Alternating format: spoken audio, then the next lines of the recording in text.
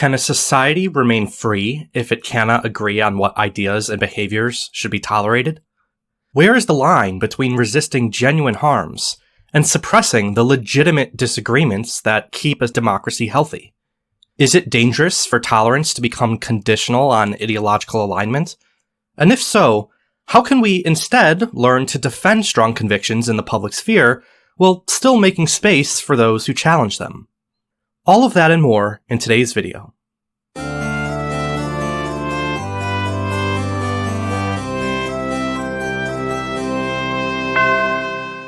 What happens to a society when the instinct to protect each other slowly turns into a habit of shutting each other out?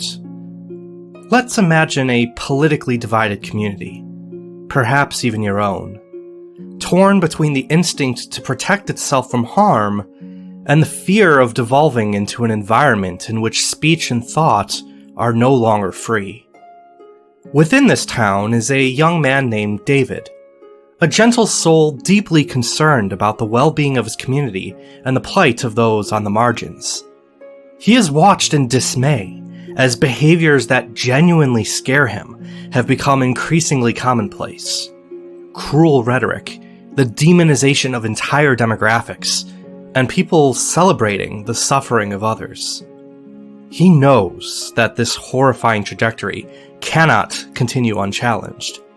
Yet, as the anger in his community rises, he begins to notice something else that equally disturbs him. Neighbors he once trusted are no longer willing to hear each other out, and friends he assumed he understood are suddenly treating each other, or possibly even him, as a threat. As the world around him grows darker, David feels a shift in himself, too. A creeping urge to pull away and protect himself, with sharper distinctions between people like me and people like them. While he tells himself it's for the sake of safety and moral goodness, somewhere deep down he wonders, at what point does necessary vigilance become a habit of exclusion? At what point does protecting others become a subtle way of silencing dissent? To be clear, the drive to neuter harmful tendencies within society before they can take root is real and valid, and it even forms one of the main purposes of government, to protect citizens from social ills that cause genuine harm. Yet, when fear replaces discernment, and caution hardens into suspicion, when we forget that people are more than the worst ideas they might hold, we risk losing the very virtues that make a free and compassionate society possible. Most of us have felt some version of David's dilemma, even if we've never put a name to it. While we cherish tolerance as an important liberal ideal and a necessary bedrock of healthy pluralistic communities, we also acknowledge that tolerance can't mean permitting every action or idea without limit, since some ideas genuinely threaten the safety or dignity of others. And so, almost instinctively, we often turn to a familiar principle shared on social media and cited in political debates: the paradox of tolerance. In short, the paradox, at least as popularly understood, states that we should tolerate all things except intolerance, since, if intolerance becomes acceptable within society, it will eventually overtake and destroy tolerance itself. At face value, this paradox seems to be a rather intuitive metric for determining which kind of public discourse to tolerate. However, unbeknownst to many who cite the paradox, the philosopher who conceived of it never intended for his paradox to be applied to ideas themselves, as if certain perspectives were intrinsically and unacceptably intolerant. For Karl Popper, the true nature of intolerance was not disagreement, but coercion. The moment when people abandon rational debate to resort to intimidation, persecution, or outright violence to spread their ideas. The only ideas Popper feared as inherently intolerant were the ones that called for or defended such intolerant action. If Popper's paradox was never intended to restrict ideas themselves, how did our public understanding drift so far from his original meaning? Part of the answer lies in the fact that the moral vocabulary surrounding tolerance has transformed dramatically since Popper wrote his The Open Society and Its Enemies. In classical liberal terms, tolerance is the allowance of views and behaviors society in general dislikes.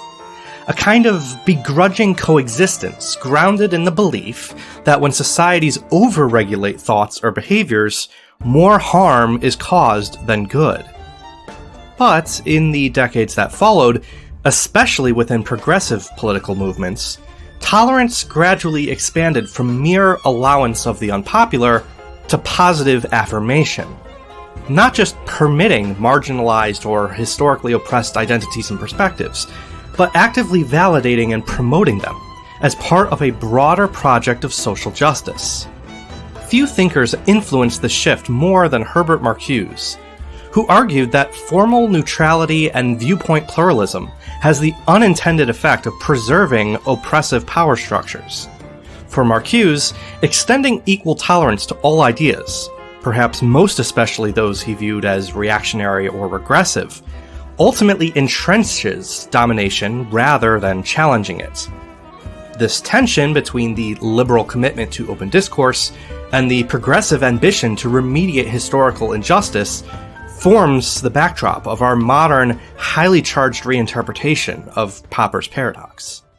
The tension between liberalism's procedural commitment to democratic liberty and the progressive impulse to promote specific social goods has profound consequences for public life. Classical liberal thought, ranging from Mill's insistence that power should only intervene to prevent harm, to Berlin's careful distinctions between negative and positive liberty, i.e. freedom from something versus freedom for something, emphasize that disagreement, even when uncomfortable or unpopular, is a necessary condition for a free society, inasmuch as it forms a bulwark against the constant threat of dogmatism, a core pillar of totalitarianism.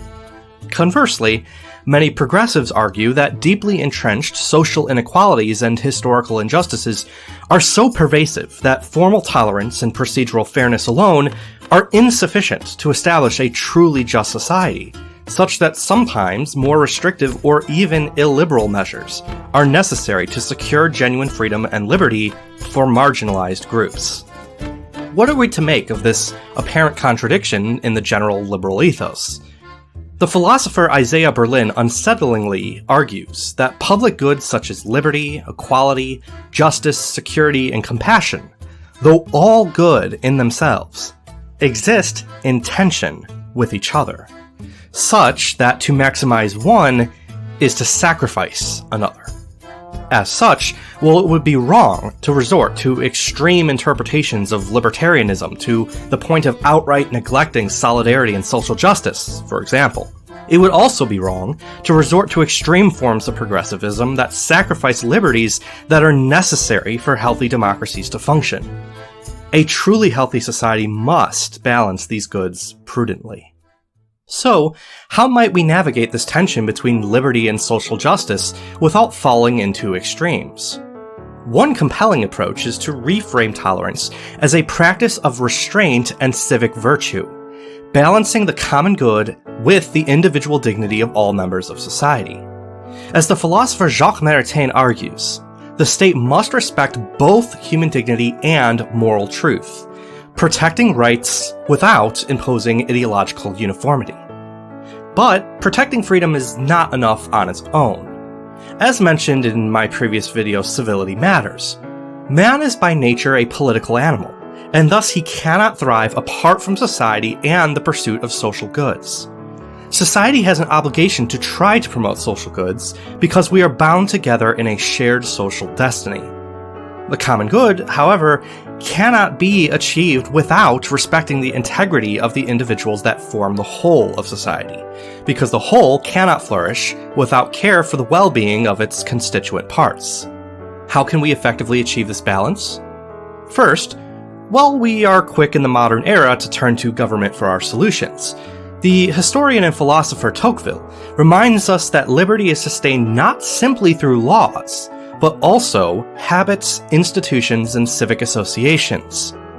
The social institutions of society help preserve social character in ways that can be considerably more efficacious than the law. We need not resort to the extremes of moral relativism, as though maintaining strong convictions or belief in objectivity were inherently dangerous. Instead, we can cultivate a culture of reasoned debate, civility, and empathy, or what I would call principled tolerance. A truly healthy pluralistic society unites its opposing parties through the common recognition that we share a social destiny, even when we disagree on the best path to achieve it. While this does, to a degree, require a certain level of shared moral vision, McIntyre and Niebuhr caution that when societies abandon shared ethical reasoning, communities fracture and liberty becomes hollow. Such moral vision nevertheless empowers us to practice tolerance as both a moral and civic discipline, intervening only to prevent genuine harm and defend human dignity, while leaving the integrity of public spaces reserved for reasoned disagreement intact. In this sense, tolerance is neither passivity nor coercion. It is the active and deliberate effort to harmonize freedom and social responsibility, while constructing a society capable not only of sustaining pluralism, but also achieving genuine, holistic flourishing through virtue and pursuit of the common good. What do you think? Is the paradox of tolerance a useful framework to utilize in modern debates? I'd love to hear your thoughts in the comments below. If you like this video, don't forget to subscribe and hit that bell so you can be notified when new videos are released. Also be sure to like this video so that YouTube recommends it to others. If you would like to support this channel for as little as $1 a month, you can also become a supporter on Patreon. Links in the description of this video. True tolerance is neither passive agreement nor coercion, but rather the deliberate effort to protect human dignity, foster solidarity, and defend the common good while still making space for reasoned disagreement. No matter how divided our communities may feel, every act of restraint, every effort to listen and engage respectfully, and every commitment to the well-being of others strengthens the fabric of society. When current social conditions breed an environment where fear can easily harden into intolerance, let us remember that our shared destiny depends on balancing justice with liberty, freedom with care, and pluralism with moral responsibility. I look forward to exploring these questions and growing in understanding alongside you. Peace be with you. This has been The Philosopher.